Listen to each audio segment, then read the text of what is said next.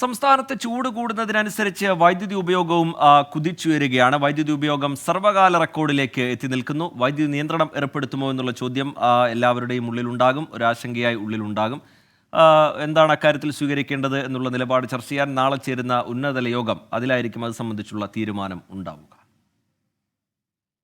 KSEBയുടെ മുന്നറിയിപ്പും ബോധവൽക്കരണവും മറികടന്നുള്ള വൈദ്യുതി ഉപയോഗമാണ് സംസ്ഥാനത്തുണ്ടാകുന്നത്.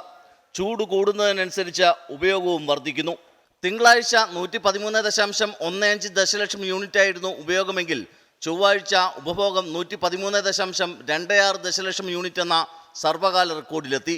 ഇതോടെ ജലവൈദ്യുതി ഉൽപ്പാദനവും ബോർഡ് വർദ്ധിപ്പിച്ചു. ഇന്നലെ 22.1 ദശലക്ഷം യൂണിറ്റ് ജലവൈദ്യുതിയാണ് ഉൽപ്പാദിപ്പിച്ചത്. പുറത്തുനിന്നും എത്തിച്ചതാകട്ടെ 89.08 ദശലക്ഷം യൂണിറ്റും. ഉപഭോഗം കുതിച്ചുയർന്നതോടെ നിയന്ത്രണം വേണമെന്ന നിലപാടിൽ ഉറച്ചു നിൽക്കുകയാണ് വൈദ്യുതി ബോർഡ്. നിലവിലെ വൈദ്യുതി സാഹചര്യം വിലയിരുത്താൻ നാളെ ഉന്നതതല യോഗം ചേരും. വൈദ്യുതി മന്ത്രി K കൃഷ്ണൻകുട്ടിയും ബോർഡ് ചെയർമാനും ഉന്നത ഉദ്യോഗസ്ഥരും യോഗത്തിൽ പങ്കെടുക്കും. യോഗത്തിന്റെ തീരുമാനം മുഖ്യമന്ത്രിയെ അറിയിക്കും.